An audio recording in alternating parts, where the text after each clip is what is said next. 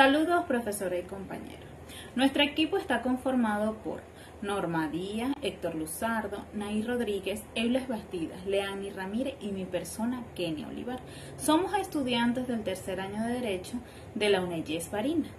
Vamos a iniciar desarrollando la tanatología forense, la cual es una rama especializada de la medicina legal que se encarga del estudio científico de la muerte y de los fenómenos relacionados con ella, para determinar las causas, el momento y las circunstancias en las que ocurrió un fallecimiento.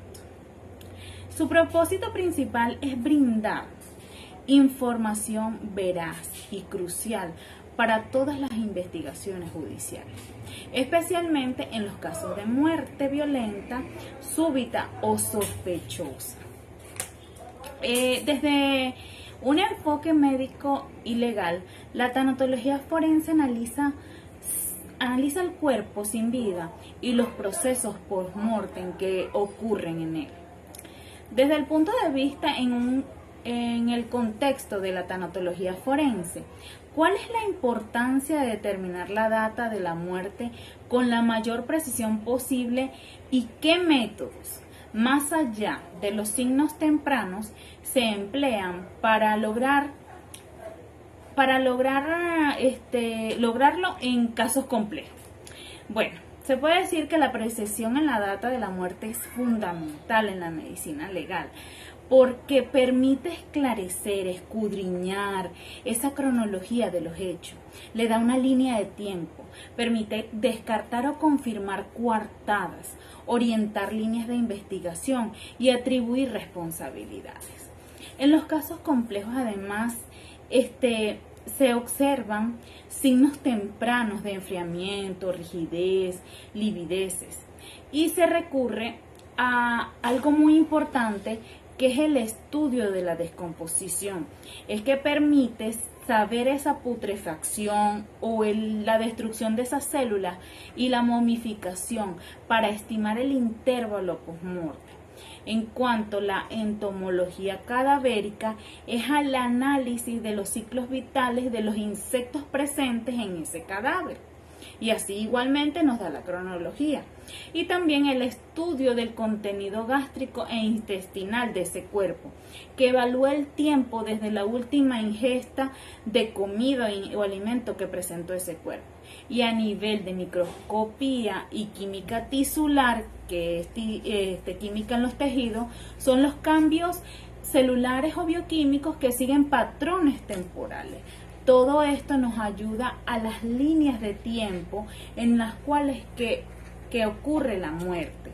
Son esos indicios que nos presentan. Continuamos desde el punto de vista jurídico. La tanatología médico-legal es una disciplina que ayuda a esclarecer hechos penales o civiles relacionados con la muerte, determinando si ésta fue causada por tercero, por decisión propia o si existen dudas sobre su legitimidad. Además, en este caso, abarca procedimientos médicos y administrativos, como la exhumación, cremación y el trasplante de órganos. Desde el punto de vista, desde la perspectiva de la tanatología médico-legal, bueno, vamos a decir cuál es el significado de la putrefacción cadavérica en la interpretación de la data de muerte y la causa del deceso y qué factores intrínsecos y extrínsecos pueden modificar su progresión y por ende la estimación del intervalo post-mortem. Bueno, en este caso la putrefacción es la clave de interpretar la data de muerte y en ocasiones la causa del deceso lleva su estudio, o permite estimar intervalos post-mortem.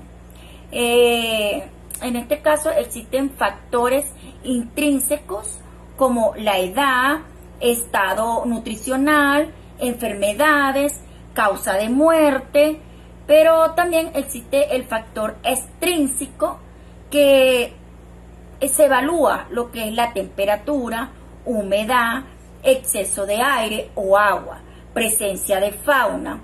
Pero todo esto o cualquier factor que acelere o retarde la putrefacción puede modificar la precisión en la estimación del tiempo de muerte. Continuando con la exposición de medicina legal y más específicamente en las diversas modalidades de asfixia por oclusión de vías respiratorias, confinamiento, sepultamiento y compresión toraco-abdominal, continuamos abordando este tema.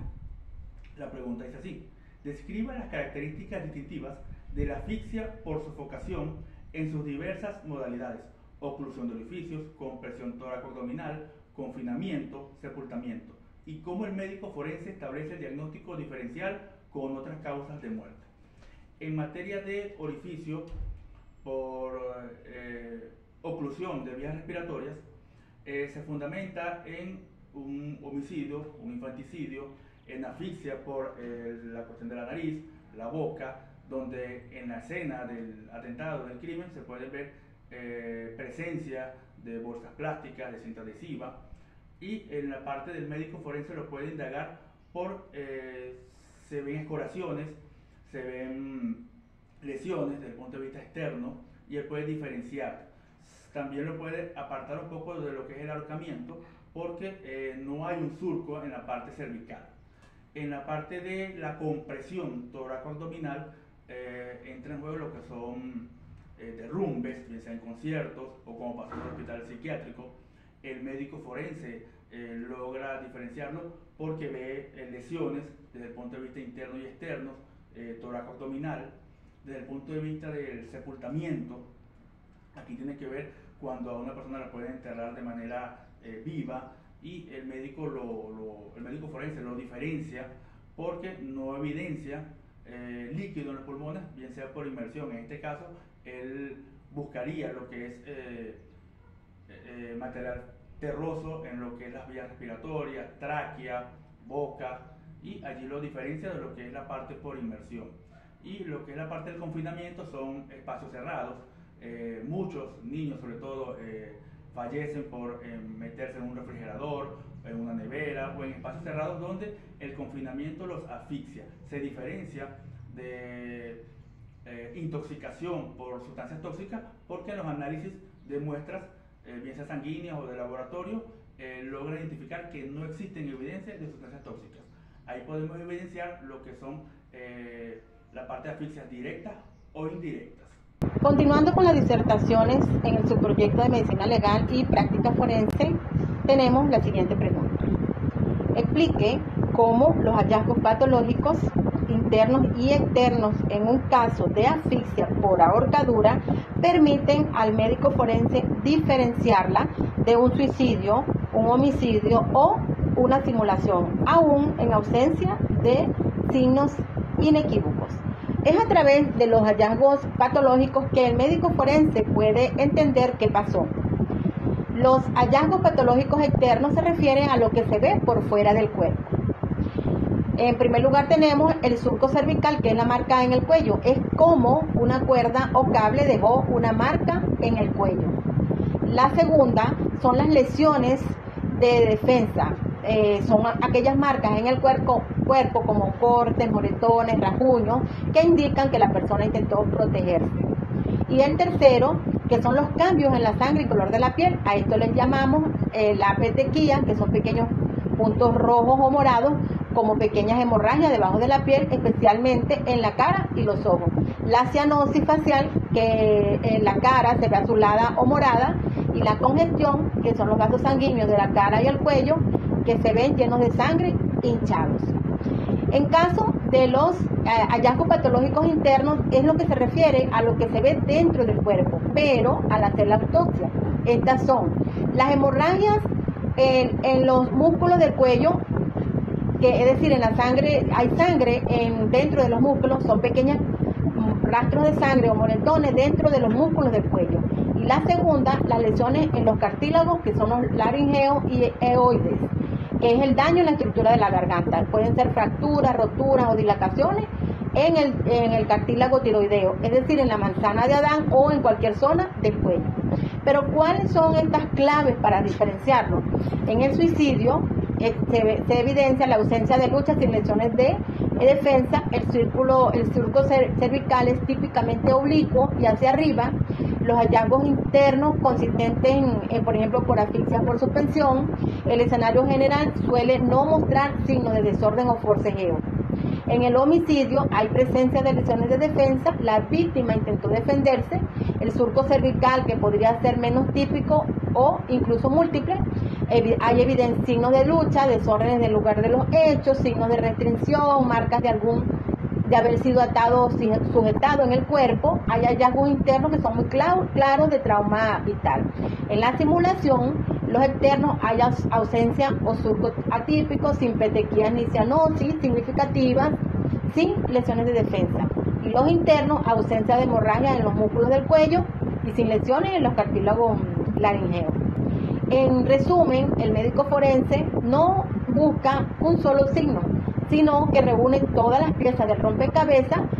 Cada hallazgo, por pequeñito que sea, se suma a la imagen completa y determina o trata de determinar si es un suicidio, un homicidio o un intento de simulación. En nuestra labor como profesionales surgió una pregunta que encapsula uno de los desafíos más críticos y delicados de nuestra especialidad. La pregunta exactamente fue: en el ámbito de la sexología médico-legal, ¿cómo se aborda la valoración del consentimiento en casos de presunto delito sexual, considerando factores como la capacidad mental, la influencia de sustancias y la coacción, y qué implicaciones tiene la ausencia de en la tipificación del delito? Esta interrogante es absolutamente fundamental, ya que nos obliga a mirar más allá de la mera constatación de hechos físicos y a detectar la compleja esfera de la voluntad humana, especialmente cuando ésta se encuentra comprometida o manipulada. La valoración del consentimiento en la sexología médico-legal exige un análisis multifactorial y exhaustivo, considerando así diversas dimensiones de la autonomía de las personas, evaluación de la capacidad mental de las víctimas. Está indispensable determinar si la persona tenía la capacidad mental para comprender la naturaleza del acto sexual y sus consecuencias. Esto implica considerar la presencia de discapacidad mental, trastornos psiquiátricos como psicosis o demencias, o cualquier otra condición que pueda afectar gravemente su juicio o su habilidad para tomar decisiones autónomas. Otro factor crítico es la posible influencia de sustancias como el alcohol, drogas, creativas o incluso medicamentos psicotrópicos. Debemos investigar en qué medida estas sustancias pudieron haber limitado o anulado la autodeterminación de la persona. Una persona intoxicada podría no ser capaz de dar un consentimiento válido, incluso si no opone resistencias físicas, ya que su capacidad para decidir libremente se encuentra comprometido. Verificación de la presencia de coacción, intimidación o violación. Finalmente, en forma crucial, se debe investigar la existencia de cualquier forma de coacción, intimidación, amenaza o el uso de la violación. física o psicológica. El consentimiento debe ser libre y voluntario. Si existe algún otro tipo de presión externa que doblega la voluntad de la persona, incluso sin contacto físico directo o heridas evidentes, el consentimiento no es válido. Esto incluye situaciones de abusos de poder o autoridad, donde la persona se siente incapaz de negarse. Implicaciones de la ausencia del consentimiento en la tipificación del delito. La ausencia de consentimiento, determinada por cualquiera de los factores mencionados: incapacidad mental, estado inconsciencia o la manipulación de la voluntad por coacción o engaño. Abordando la identidad de género y la orientación sexual en el ámbito forense, desafíos y respeto a la dignidad. En este contexto, hace algún tiempo, en una discusión profesional, surgió una pregunta que considero fundamental y que nos obliga a reflexionar profundamente sobre nuestra práctica. Esta pregunta es crucial porque toca el núcleo de nuestra responsabilidad como profesionales forenses. Nos desafía a ir más allá de los protocolos estándar y a integrar una perspectiva de derechos humanos en cada paso de nuestro trabajo, particularmente cuando tratamos con identidades y orientaciones que históricamente han sido marginadas o incomprendidas. Así que hoy quiero compartir con ustedes mi visión sobre este interrogante. La pregunta exacta fue: en la sexología médico-legal, ¿cuáles son los desafíos éticos y legales que surgen al abordar la identidad de género y la orientación sexual en el ámbito forense, especialmente en la valoración de los casos de agresión sexual o de autopsias, y cómo se asegura el respeto a la dignidad de las personas? Desafíos éticos y legales en el ámbito forense. Mi respuesta a la pregunta es que en el ámbito forense debemos afrontar una serie de retos significativos para asegurar un abordaje ético y legalmente sólido, garantizando siempre el respeto a la dignidad de las personas. Evitar la discriminación y garantizar la igualdad ante la ley. Uno de los desafíos primordiales es asegurar que las personas, sin importar su identidad de género u orientación sexual, reciban un trato equitativo ante la ley. Esto implica erradicar cualquier prejuicio y sesgo que puede influir en la valoración forense, garantizando que los derechos de todas las personas sean protegidos con el mismo rigor y sensibilidad. Respetar la identidad y orientación sexual en peritaje y autopsias. Es vital que los profesionales forenses reconozcan y respeten la identidad de género autopercibida y la orientación sexual de la persona. En el caso de peritaje por agresión sexual, esto significa utilizar pronombres correctos, respetar el nombre elegido y entender que la experiencia del trauma puede ser multifacética. En las autopsias implica documentar la identidad de género y orientación sexual de manera adecuada, evitando categorizaciones erróneas y patologizantes. Esto contribuye a una identificación precisa y digna de la persona fallecida. Utilizar protocolos sensibles al género y asegurar el trato digno. Debemos implementar y seguir protocolos que sean sensibles al género y a la diversidad sexual. Esto significa evitar juicio de valor, abstenerse de procedimientos invasivos y innecesarios, y asegurar que cada interacción sea respetuosa y no revictimizante. La capacitación continua del personal forense en estas áreas es indispensable para garantizar un trato humanizado. En última instancia, el respeto a la dignidad de la persona se asegura a través de una combinación de formación especializada, protocolos rigurosos con perspectiva de derechos humanos y una constante autoevaluación ética.